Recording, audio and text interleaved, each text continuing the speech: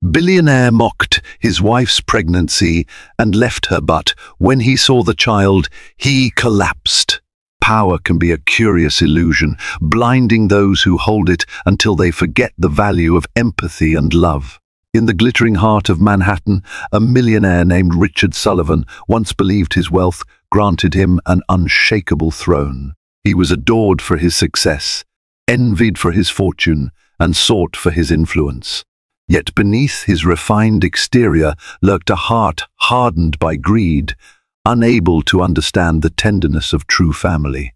This moving and unforgettable story follows Richard's descent from mocking his wife's pregnancy to collapsing in awe when confronted by the wonder of his own child. Richard Sullivan was born into a world far removed from hardship. Raised in a grand Victorian home just outside of Boston, Massachusetts, his childhood was a tapestry of opulent parties and private tutors. His father, Harold Sullivan, was a savvy investor who made his fortune during a technological boom, while his mother, Constance, spent her days guiding social committees and overseeing the household staff. Richard's earliest memories involved sumptuous feasts for philanthropic galas, polished silverware glinting under chandeliers, and the distant hum of classical music wafting through corridors lined with family portraits. Even as a child, Richard understood that money commanded respect, or at least a semblance of it. Neighbors always waved enthusiastically when the Sullivan limousine passed by, eager to catch a glimpse of the family deemed Boston royalty. In school, his classmates dared not tease him or question him. His father's power loomed large, and his own budding confidence did the rest. Teachers, too, seemed more lenient, always quick to encourage his talents, whether genuine or imagined. Harold, for his part, admired ambition above all else. From an early age, he made sure Richard recognized that the family legacy was something to preserve, not squander. While other children played soccer or built sandcastles, Richard was taught the art of networking. He was introduced to influential figures at dinner parties and told to listen attentively, picking up on the rhythms of polite conversation. "Connections, my boy. Keep the world turning," Harold liked to say, pressing a supportive hand to Richard's shoulder. Though Constance was more nurturing, her displays of affection were measured. She believed in decorum, so hugs and kisses were bestowed only on special occasions. More often, she taught Richard which fork to use for salads and which for desserts, how to make small talk with the mayor's wife, and why a single wrinkle on a suit could undermine an entire impression. Their home felt more like a grand hotel than a warm family nest, with maids gliding silently through halls and butlers ready at the ring of a bell. Richard learned to equate love with convenience. If he needed something, anything, someone was always there to provide it. He never worried about allowances or chores. That was for children whose families lacked means.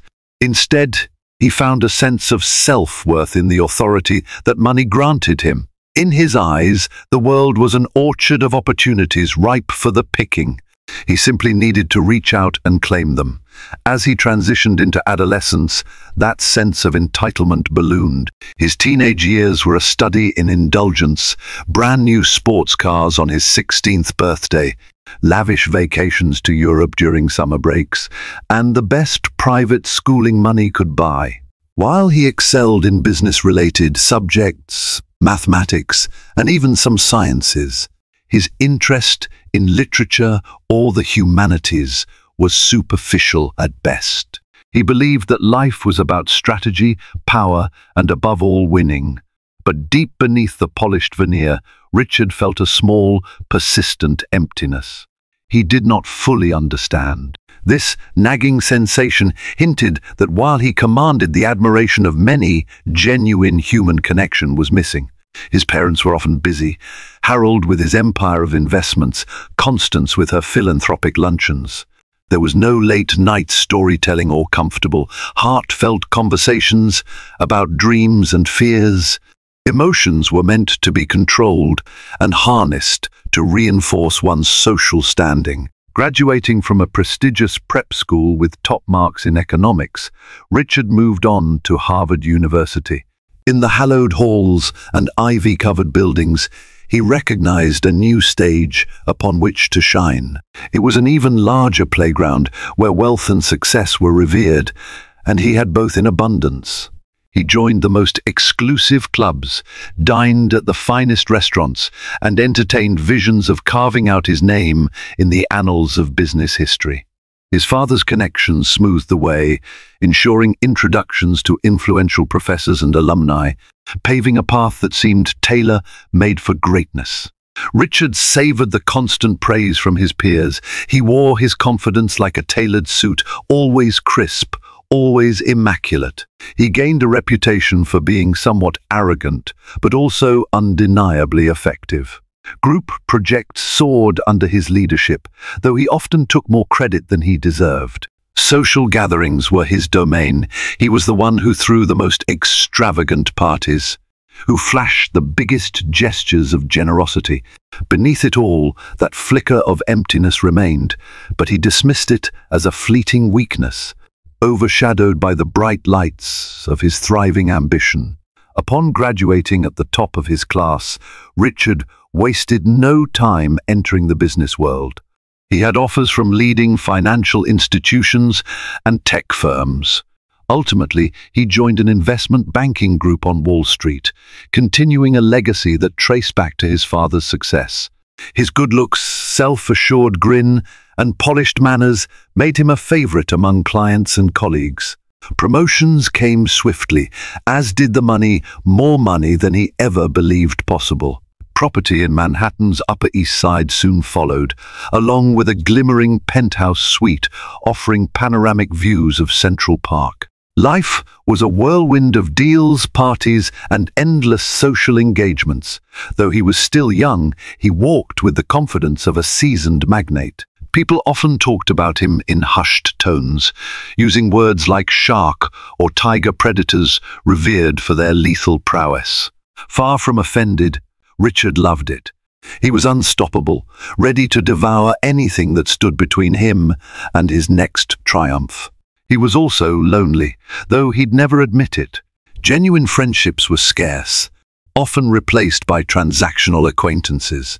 Women gravitated toward him, but he viewed most with a cool detachment, dismissing their affections as mere fascination with his wealth.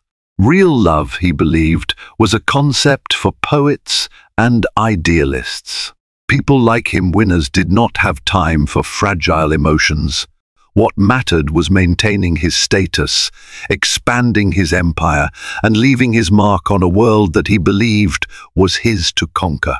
And so, well before the age of 30, Richard Sullivan was seen as a rising star in the global financial scene. Yet the deeper he waded into wealth and influence, the further he drifted from any meaningful sense of self.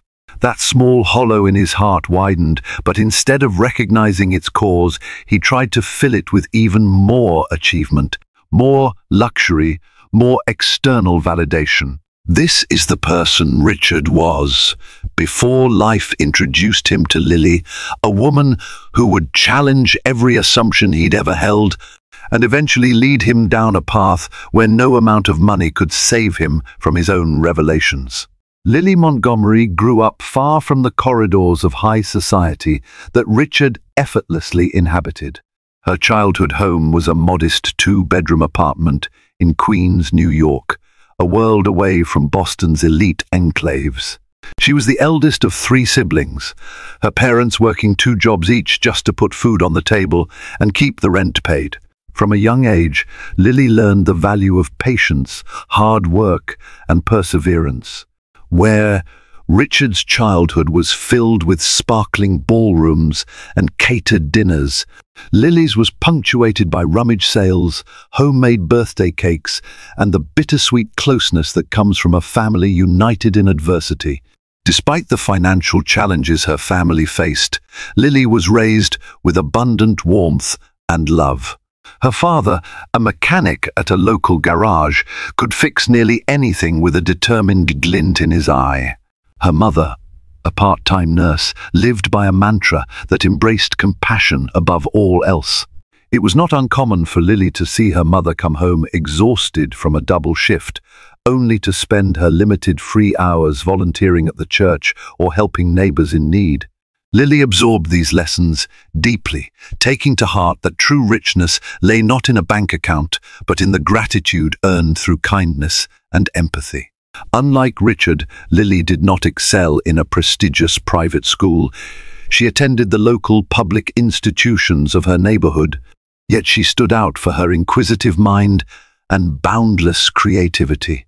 Teachers praised her critical thinking skills and her ability to remain calm under pressure. Even at an early age, Lily possessed an innate capacity to sense people's emotional states, and her gentle spirit often made her a confidant to peers struggling with problems at home or academically. She found purpose in being a listening ear and offering small acts of service like sharing her lunch with a classmate who forgot theirs, or organizing study groups to help others catch up. There was never a question of whether Lily would attend college. She was determined to break the cycle of financial strain that plagued her family. Through a combination of scholarships, part-time jobs, and a relentless drive, she secured a place at New York University to study psychology. It was a subject that spoke to her passion for understanding human nature and alleviating the silent struggles people carried within. While her parents worried about the mounting tuition bills, Lily marched forward with unwavering optimism, believing that education was her ticket to a life of greater stability and purpose. During her time at NYU, Lily blossomed into a capable young woman whose kindness and tenacity attracted a diverse circle of friends. Her roommates hailed from different corners of the world, and she embraced every opportunity to learn from their backgrounds. She took on internships, volunteered at crisis hotlines, and even spearheaded a campus mental health initiative to reduce the stigma around anxiety and depression. Professors noted her empathy, lauding her ability to connect with individuals on a deeply emotional level. Though she could not boast the lavish lifestyle that many of her classmates enjoyed, Lily held her head high, motivated by a belief that true success was measured by the positive impact one left on others. It was during her senior year that Lily's life took a detour, one that would ultimately put her on a collision course with Richard Sullivan.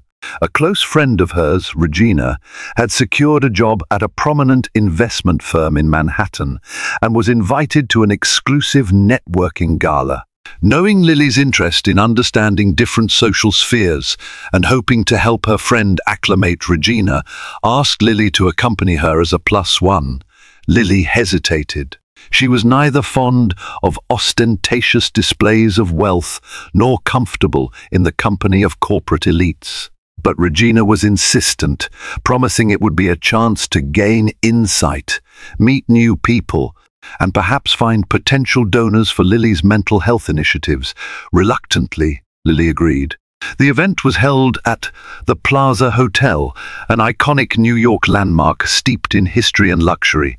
As she stepped through the ornate lobby, decorated with gilded fixtures and lavish flower arrangements, Lily couldn't help feeling out of place. She wore a simple yet elegant dress she had borrowed from a friend, and while it suited her frame, she felt a hint of self-consciousness among the designer gowns and diamond-encrusted accessories. Still, she carried herself with quiet confidence.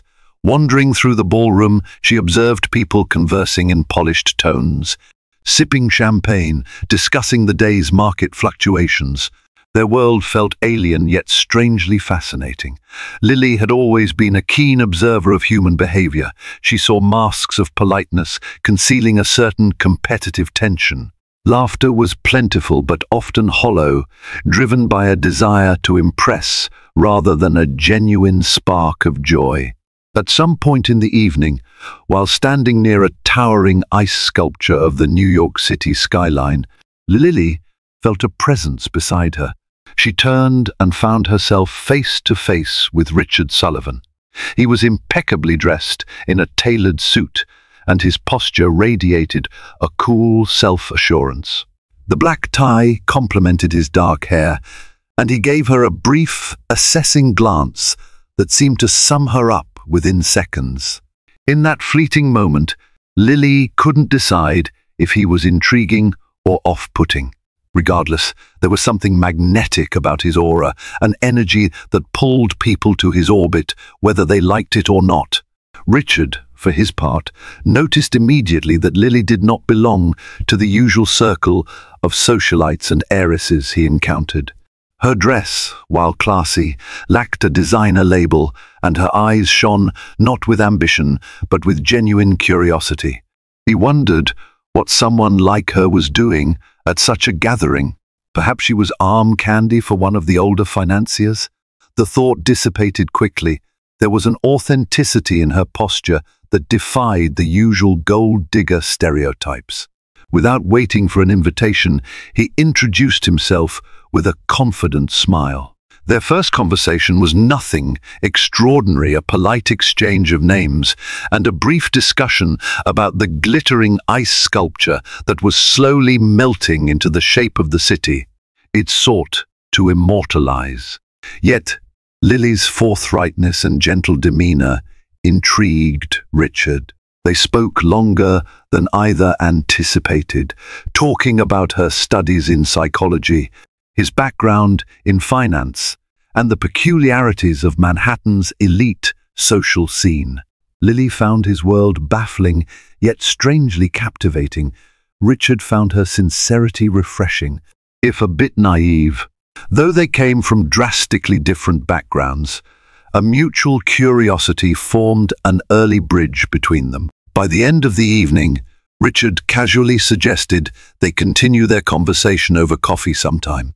Lily hesitated, sensing an undercurrent of arrogance in his manner, but there was also warmth in his eyes, as if he was not entirely the suave, unfeeling shark people rumored him to be. Ultimately, she gave him her phone number, unsure if she'd ever actually hear from him again. Lily left the plaza that night, feeling a swirl of contradictions. Part of her was intrigued, another part wary. Something about Richard's confidence grated on her, reminding her of all the wealthy individuals who never gave her family's struggles a second thought. Yet she had to admit he wasn't entirely devoid of charm or empathy. He'd listened intently when she spoke about mental health outreach, even asking questions that implied genuine interest. Little did Lily know that this unlikely encounter marked the first step in a journey that would test the limits of her kindness and shape the trajectory of her future. For in meeting Richard Sullivan, she had unwittingly ventured into the orbit of a man who believed he could buy anything except, perhaps, the love and resilience she held quietly within her heart. Their first coffee date took place at a cozy cafe near Washington Square Park, a spot Lily chose for its serene atmosphere and proximity to her campus. Richard arrived precisely on time, wearing a stylish blazer that instantly turned heads. Lily, with her hair in a simple ponytail and dressed in a warm sweater, welcomed him with a polite smile. At first, the conversation was cautious, as though both were aware they came from different worlds. Yet, the more they spoke, the more layers they peeled back like strangers, unraveling each other's stories. One thread at a time, Lily learned that while Richard appeared to be the quintessential wealthy bachelor, he also harbored a deep drive to distinguish himself beyond his father's legacy. He shared snippets of his life at Harvard, complete with social victories and quiet disappointments. Occasionally, his voice would carry a hint of wistfulness, as if he recognized something was missing but couldn't articulate what. Lily, in turn, spoke of her family's struggles and her dream to become a clinical psychologist, working especially with underserved communities. She admitted she had reservations about living in a city that glorified materialism, yet she aspired to help those the system often left behind. Richard found her perspective both surprising and compelling. He was used to women who were dazzled by his money or keen to leverage his name. Yet Lily rarely seemed impressed or even interested in his wealth. Instead, she focused on his ambitions, asking if he genuinely enjoyed the fast-paced, cutthroat environment of finance. For the first time in a long while, he felt someone was looking beyond his polished exterior, questioning whether he was happy. It was a question that unsettled him, but he couldn't deny that he liked having it asked. Despite their differences, the date ended on a promising note. Richard insisted on paying, something Lily initially resisted until she conceded with a gracious thank you. He walked her back toward the NYU campus, teasing her about her intense study habits, while she ribbed him for his predictable corporate attire. Before parting, he asked if they could do this again. Lily agreed, albeit with a soft laugh, pointing out that their worlds still felt light years apart. But dates did follow, several of them in fact. They explored the city in ways Lily never had, Richard taking her to rooftop lounges and upscale restaurants, while Lily introduced him to her favorite art galleries and community centers. At a local soup kitchen, Richard experienced a sudden wave of humility as he served meals alongside Lily, watched her smile at the guests, and recognized in her a kind of empathy he had never dared cultivate. She didn't judge him for his privilege, nor did she idolize him for it. She simply encouraged him to open his eyes a little wider, to see the city not just as a playground for the wealthy, but also as a tapestry of human struggle and hope. A slow, cautious bond began to form. Their differences remained glaring. He thrived in a realm of power brokers and strategic alliances, while she cherished intimate human connections and the healing power of compassion. Yet it was precisely these contrasts that intrigued them both. Richard found Lily's grounded perspective a balm, a refuge from the transactional nature of his usual social circle.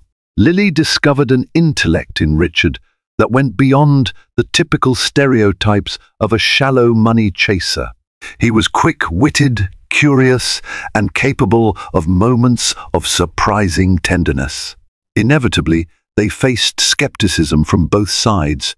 Richard's friends wondered why he was spending time with someone so far removed from their glittering lifestyle.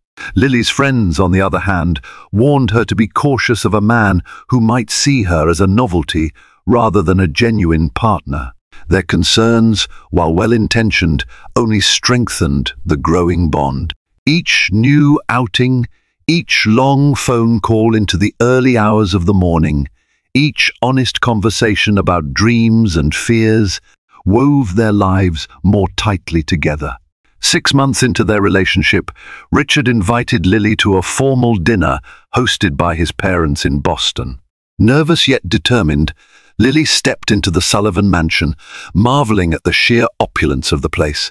The floors gleamed with polished marble, portraits of ancestors lined the walls, and the grand staircase spiraled upward like something out of a fairy tale. Constance Sullivan greeted her with politeness, though Lily sensed a careful evaluation in the older woman's smile. Harold Sullivan was more direct. He shook Lily's hand firmly, made a few crisp remarks about her background, then spent the rest of the evening probing Richard about his professional achievements. In truth, Lily felt like an intruder, a sentiment that grew when dinner was served at a long mahogany table adorned with silver candelabras. She managed to keep her composure, maintaining polite conversation and deflecting Harold's thinly veiled questions about her ambitions. By the end of the night, she suspected neither of Richard's parents approved of her, but she also noticed how Richard defended her quietly yet decisively when their questions became too pointed. It was a subtle sign that he was willing to stand up for her, even in the face of old money skepticism. Not long after that dinner, Lily graduated from NYU and began working as an assistant in a mental health clinic in the Lower East Side. Richard, meanwhile, scaled new heights on Wall Street, earning substantial bonuses and global recognition for his financial acumen. Their schedules became more demanding, their worlds more entrenched in their respective paths. Yet they found time, quiet evenings in Lily's modest apartment, leisurely walks through Central Park, spontaneous weekend getaways. The friction between their different lifestyles never dissipated completely, but it softened under the warmth of mutual respect and growing affection. It was during one of these weekend trips, an impromptu drive to the Hudson Valley, that Richard surprised Lily with a question she never expected: "Marry me." They were standing by the edge of a small lake, leaves turning gold around them, a soft breeze ruffling the water's surface. Lily's immediate reaction was a tumble of shock and excitement, followed quickly by a flutter of fear. Marriage was a monumental step, especially with someone as complex as Richard.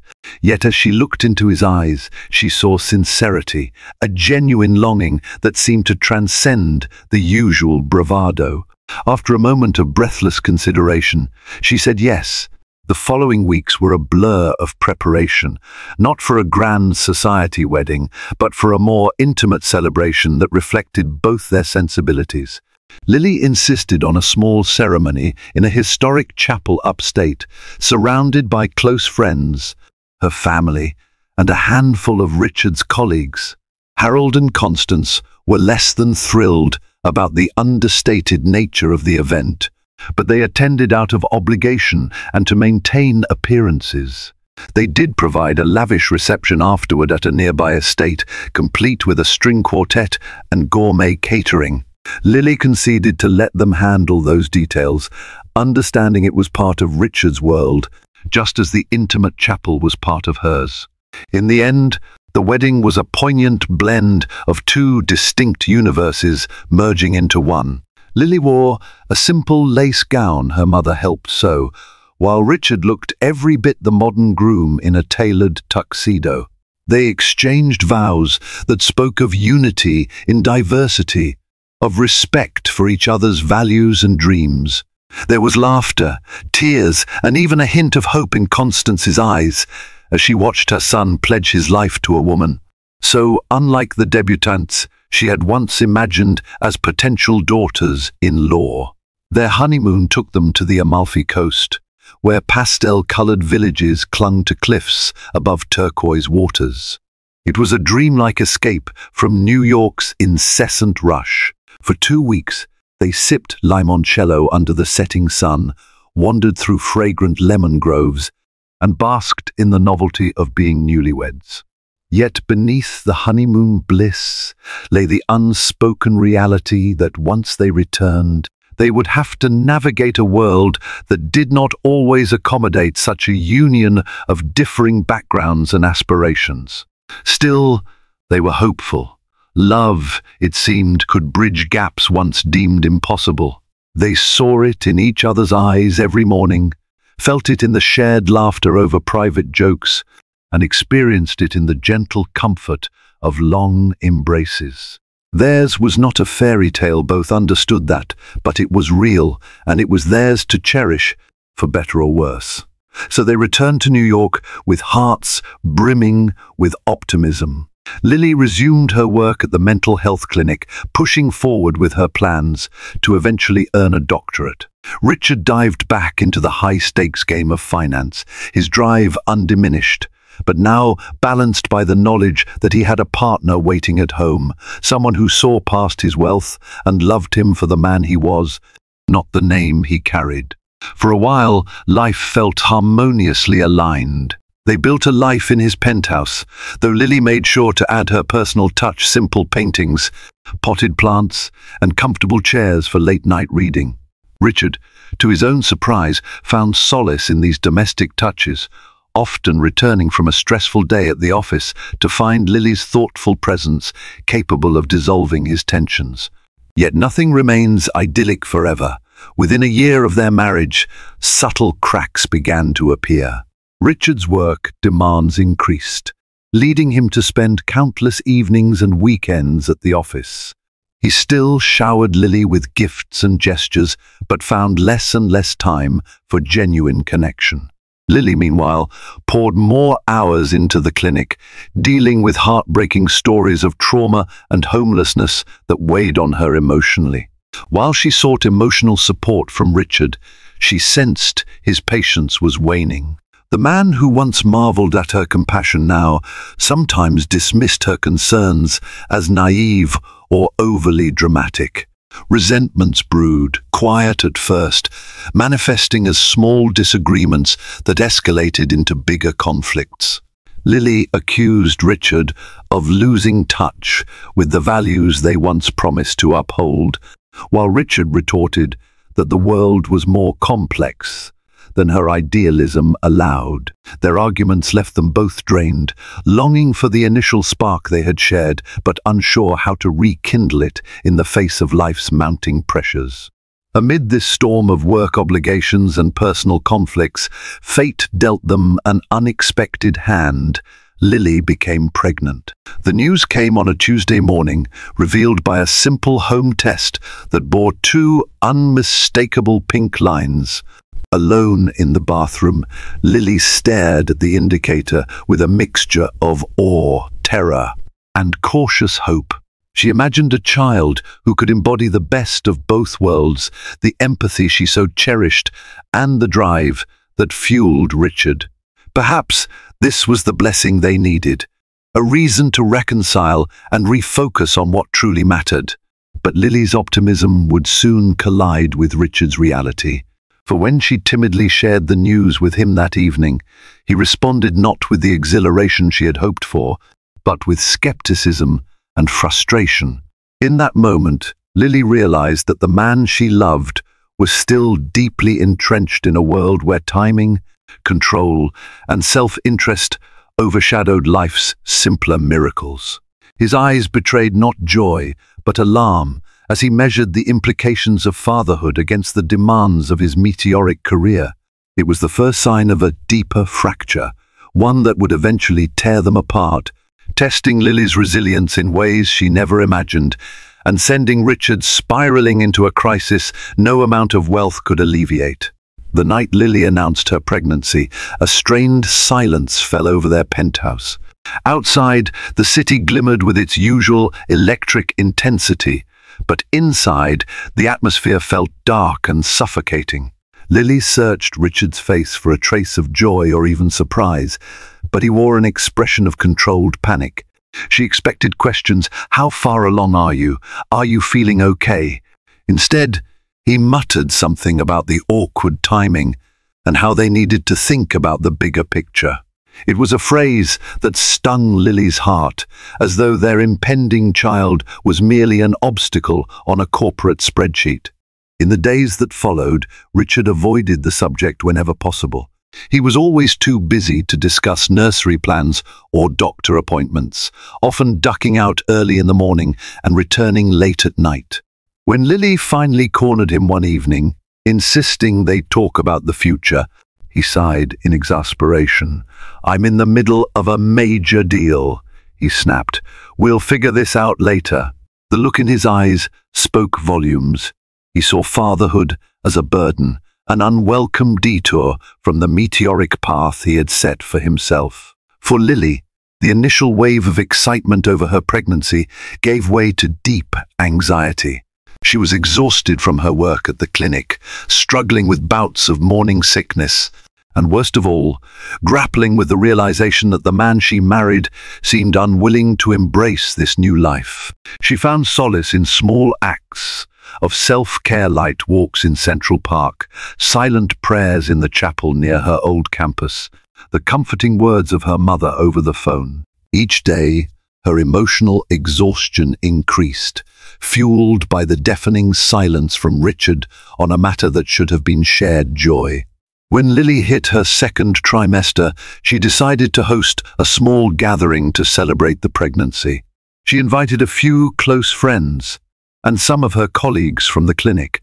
Though the event was modest, a simple brunch with homemade quiches and fruit salads, Richard treated it like an unwelcome intrusion into his domain. He made a brief appearance, offering obligatory smiles and handshakes, then excused himself under the pretense of pressing work commitments. Lily was left to entertain her guests alone, putting on a brave face while her heart ached at his indifference. Tensions at home escalated, culminating in a series of confrontations that left both parties emotionally bruised. Lily accused Richard of being heartless, more concerned with stock prices and mergers than the arrival of their child. Richard retorted that Lily was being irrational and hormonal, implying that her mood swings were clouding her judgment. "We can hire the best nannies," he argued, as though that alone would solve every complication. His attitude was painfully dismissive, and Lily found herself standing in the kitchen. One night, tears streaming down her cheeks, wondering if she had made a catastrophic mistake in marrying him. Not long afterward, Harold and Constance Sullivan invited them to a high-profile charity gala at the Metropolitan Museum of Art. Lily, already exhausted and visibly pregnant, had little enthusiasm for such an affair. However, Richard insisted they attend for the sake of appearances, warning Lily not to embarrass him by looking too tired or wearing something that might draw criticism. The words burned. She swallowed her pride, dressed in a gown that she hoped would flatter her growing belly, and accompanied him to the gala with a forced smile. The evening was a whirlwind of polite small talk, glittering gowns, and the clinking of champagne glasses. Lily's feet ached, her back hurt, and not a single person seemed genuinely interested in her pregnancy beyond superficial congratulations. As the night wore on, she excused herself to find a quiet corner and rest. That's when she overheard Richard, standing with a group of wealthy investors, making a joke at her expense. "Pregnancy hormones, you know how women get," he remarked with a smug chuckle, as though her emotional turmoil was a trivial footnote in his glamorous life. Lily's face flushed with a mixture of humiliation and fury. On the ride home, she confronted him about his behavior. Instead of apologizing, Richard doubled down, saying that she was overly sensitive and that she needed to grow a thicker skin if she was going to be part of his world. Something in Lily snapped. She realized this wasn't just about a single insult. It was a pattern, an inability or unwillingness to see her as an equal partner rather than an accessory. The argument escalated to a fever pitch once they reached the penthouse, each one hurling accusations and truths that had been festering for months. "All you care about is your business deals," Lily shouted, tears flowing freely. "What about our child? Don't you feel any responsibility, any love?" Richard's expression hardened. "Love? This child wasn't exactly part of my plan. You think everything is going to be perfect just because you want it to be. I'm the one who has to pay for everything, keep this lifestyle afloat. I can't afford to throw it all away just because you decided you're ready for motherhood." It was a staggering blow, one that took Lily's breath away. In that moment, she felt a cold certainty that Richard's heart was shut to the one thing that mattered most, their child's well-being. She retreated into the bedroom, sobbing into her pillow, feeling more alone than ever. The weeks that followed saw no improvements. Richard continued working long hours, barely acknowledging Lily's changing body or the emotional weight she carried. Finally, one chilly winter evening, the dam broke. Lily found an apartment listing in Brooklyn that offered a modest but comfortable space not far from her workplace. She printed it out, placed it on the dinner table, and told Richard she was considering moving there. His reaction was explosive. He accused her of being melodramatic, of undermining him, of trying to sabotage their marriage. In the heat of the argument, he let slip cruel words that would echo in Lily's mind for a long time. "Maybe I should have married someone who understands what it means to live in my world." Shaken to the core, Lily made a decision that was heartbreaking yet inevitable. She packed a small suitcase and left. In a flurry of tears and turmoil, she hailed a taxi, the city lights flashing by in a disorienting blur.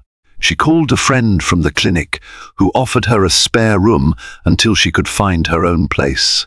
Everything felt surreal, as though she were watching another person's life fall apart. Yet amid the sorrow, a quiet resolve bloomed. She might not have the penthouse or the lavish comforts, but she had the strength to protect her child, if only from a father who refused to love it. Days turned into weeks. Richard didn't call, and Lily didn't reach out, fearful of yet another confrontation. She found a small one-bedroom apartment through a friend's recommendation, a walk up in a neighborhood that was far from luxurious but had a vibrant community spirit. The paint was peeling in places and the bathroom needed refurbishing, but it was hers. She placed her hand over her growing belly each night, whispering words of reassurance to the baby.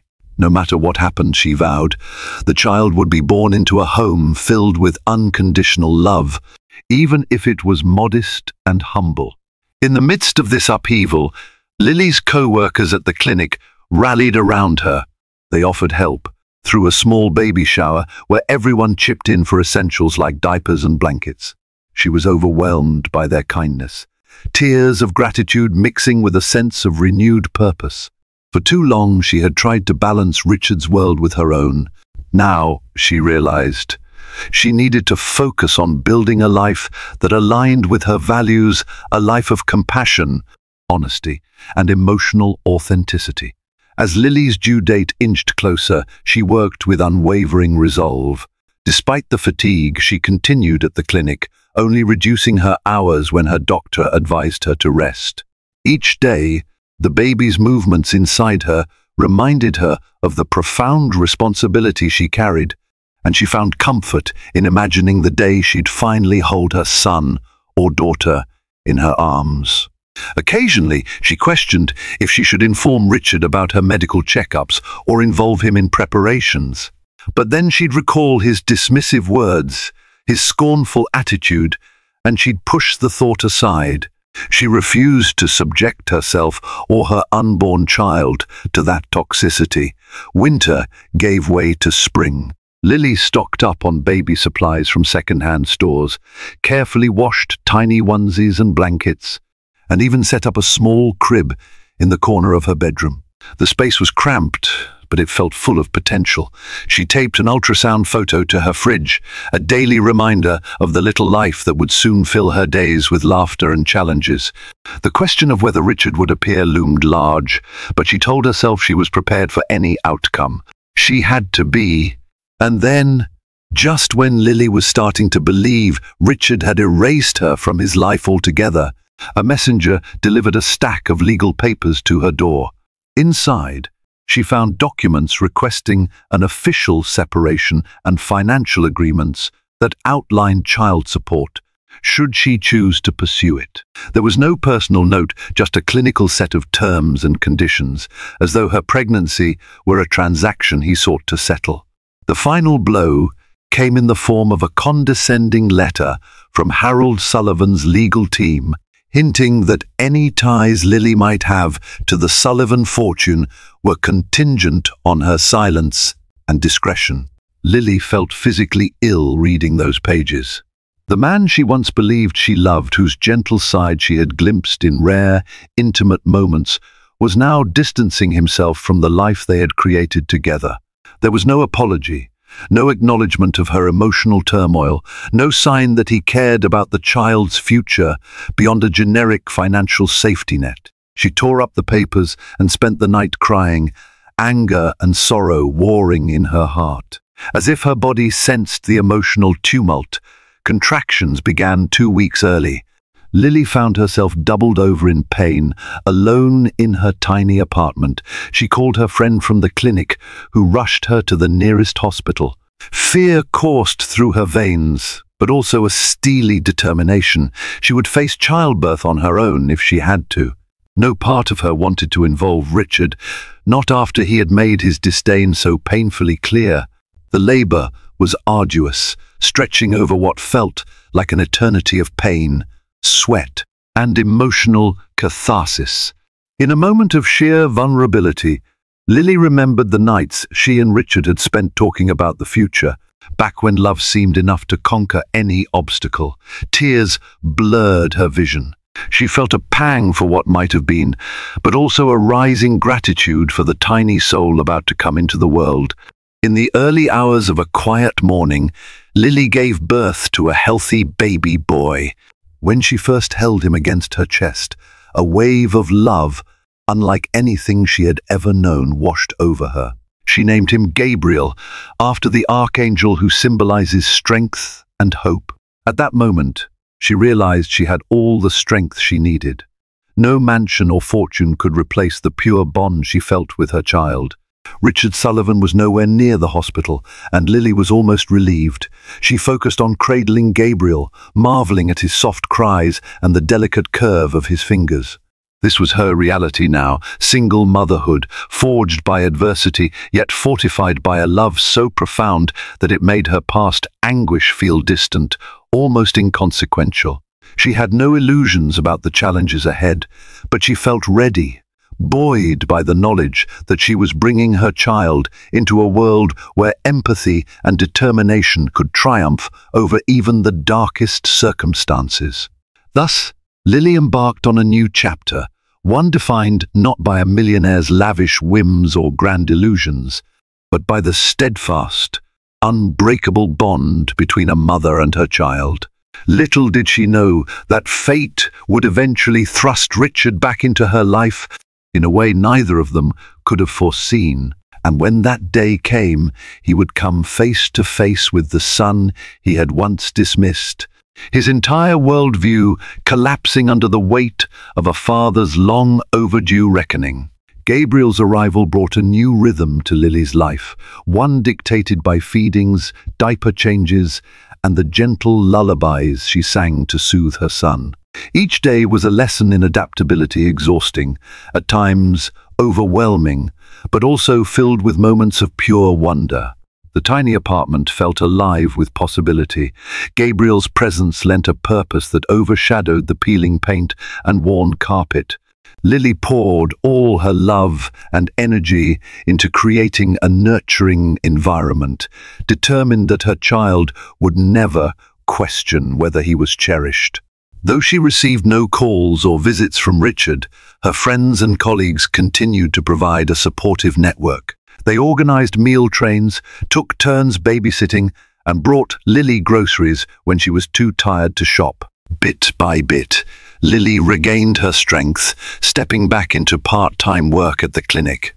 Balancing single motherhood with her job proved challenging. Sleepless nights left her dizzy with fatigue, and finances were perpetually tight, but she found a sense of pride in her independence, a validation that she could indeed stand on her own. Almost a year passed in relative peace. Gabriel had just turned 11 months old when a sudden shift in Lily's world occurred. The mental health clinic where she worked announced major budget cuts, forcing them to lay off several staff members. Though Lily was well liked and respected, her position as a part-timer made her an easy target for downsizing. She returned home that day with a heavy heart, unsure how she would cover rent or keep up with the increasing costs of childcare. Desperate for solutions, Lily confided in her supervisor, who suggested she reach out to potential donors or philanthropic organizations. The name Rockefeller Foundation was floated, a real and prominent institution known for supporting various social initiatives. Lily sent proposals and letters of inquiry, hoping someone would take an interest in funding a program that provided mental health services in low-income neighborhoods. She also began freelancing as a consultant, offering workshops on emotional well-being for nonprofits, though the pay was modest and irregular. Word of her struggles eventually reached a few of her old college friends, who invited her to attend a high-level networking event in Manhattan. There'll be philanthropists and corporate executives, people with deep pockets who might fund your ideas, they reasoned. Lily hesitated, remembering how out of place she had felt at similar gatherings in the past. But Gabriel's needs were growing, and her finances were dwindling. Pride had to take a back seat to practicality. On the evening of the event, Lily wore a simple black dress she had owned for years, Taking time to polish her shoes and apply a touch of makeup, she left Gabriel in the care of a trusted neighbor, promising to return as soon as possible. Stepping into the gala, she was again confronted with the swirl of designer suits and glittering gowns.